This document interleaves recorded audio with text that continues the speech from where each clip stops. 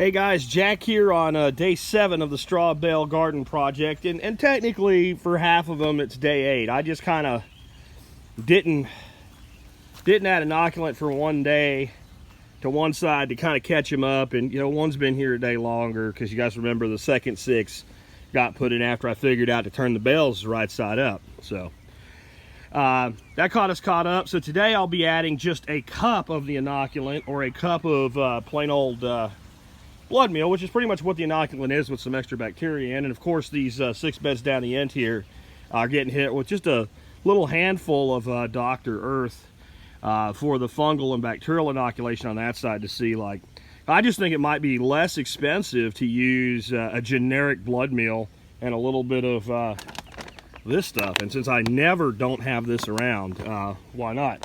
But we'll see, and then we'll look at them side by side. And here's what I actually expect to happen when we get into growing this year. I don't expect it to look very different. I'm going to try to plant them almost the same, so these 6 and those 6 kind of like mirrors of each other to a degree anyway. At least, I've got 6 tomato plants, so that's one every other one. So each group will have 3 tomatoes of the same variety. That'll be a good trial. It's not scientific, but it helps out. I did pick up a compost thermometer, and as you can see, everything's doing what it's supposed to. We're just under 140 degrees on that bale. I've seen these bales as high as 150. It's not moving very much, is it? So that's about the same temperature. I've got them up over 150 degrees.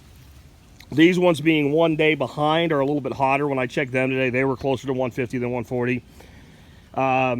But we also have had a lot of rain, and that means they've probably gotten more water than they should have. I'm out here to water them today, and like I said, now we're on the 1 cup a day, and then we'll get to where we throw some bone meal on them, and then we'll give them a rest. And then day 18, I think it is, we get to plant. So it's gonna be like the day or 2 days before I leave for my vacation, I'll actually get them planted. I'll tell you that yesterday I did throw a couple pumpkin seeds in the edges on both of the last bales, just to see what happens. I mean, I'm out, what, a penny if they get down in there and the heat kills them or whatever. But it's going to take them a few days to germinate anyway. So that's another one of my thoughts. If you're planting larger seed, if you're pretty sure your bales are going to be finished and ready to go on, let's say, day 18, which if you're doing organically is about when you would be, well, if you put that seed in there at the top of the bed on day 16, it ain't going to sprout and actually get roots down into the hot part of the bale, whatever's left of it, in 2 days. So maybe you could jump start it a little bit instead of, when you're doing plants now, I understand you're going down in there. I also want to talk about a couple other things. People have been asking me about ROI on this. Do I think I will get enough produce out of this to compensate for the cost? The answer this year is maybe not.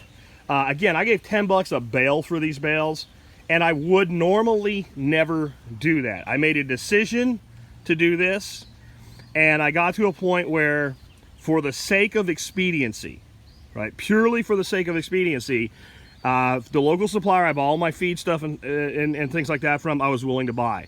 This is also the end of the straw season. That's when they're on a shortage, so it costs more. If I buy this straw in the spring, and from a place that's about 40 miles from here, I can get it for about $3 a bale.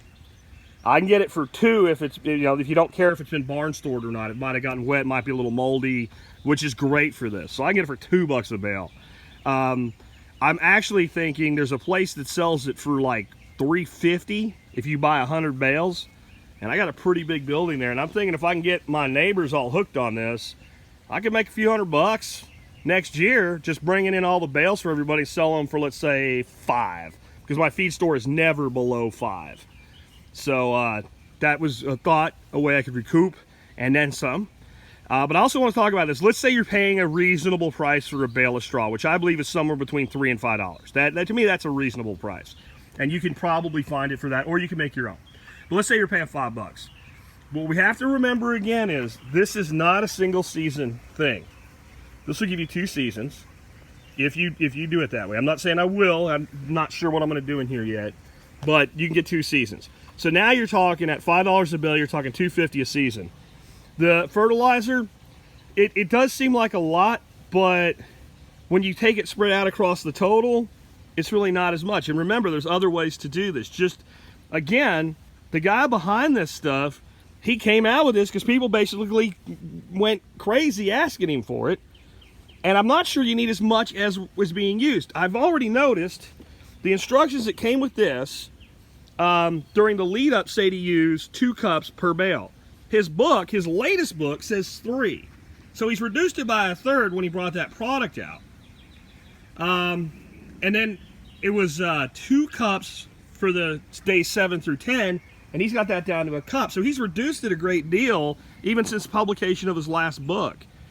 And so going into this next year, I'm sure I'll be doing this somewhere. I may have some that I kind of do on my own as far as the mathematics behind them. And remember, the other thing is, he's trying to help you get these things ready to grow as fast as possible. If you wanted to get your straw earlier enough and you were willing to give it a month, it doesn't need much at all added to it. A little bit of nitrogen here and there, and it'll take care of it. Every one of us has had a bale of straw get wet and opened it up and found it screaming hot on the inside.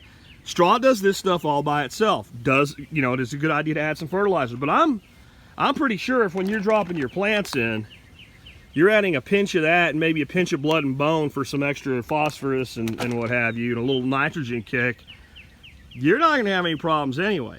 Then we have to remember what happens at the end of this.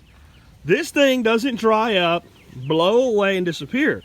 We're making all of this into incredibly high quality compost, which can go into our other beds and things like that. So I don't think the ROI is bad. In fact, I would say if you're a fan of raised bed gardens, how long does it take you to recoup all that lumber and material it takes to build that raised bed? Plus, most of you guys doing raised bed gardens are having to bring in a lot of material to fill those beds with. And then what's the lifetime of that bed? Usually for most of y'all, you guys tell me, even with pressure treated lumber, you guys are looking at 10 years and you're having to replace those boards. Down here, because we only get one small wet part of the year and the rest of it's really dry, I've seen landscape timbers last down here 20 years, but they're still a pretty big upfront cost. This stuff here, I mean, again, 2 seasons and then compost. So I don't think the economics are that bad.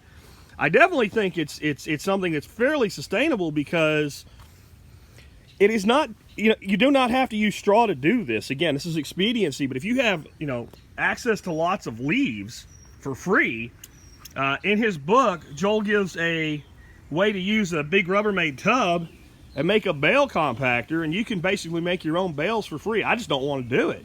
I mean, people are doing this in rural Thailand where they're impoverished. So it can't be something that's so complicated only Westerners can do it or something like that. So I'm not saying I'm a fan yet. I'm saying a lot of the worries people have, just relax. Don't worry. Too early for a homebrew, but have one tonight. We'll catch up with you later. Probably won't be doing any more videos of this until I get ready to plant at this point, because this is going to be the same thing every day at this point.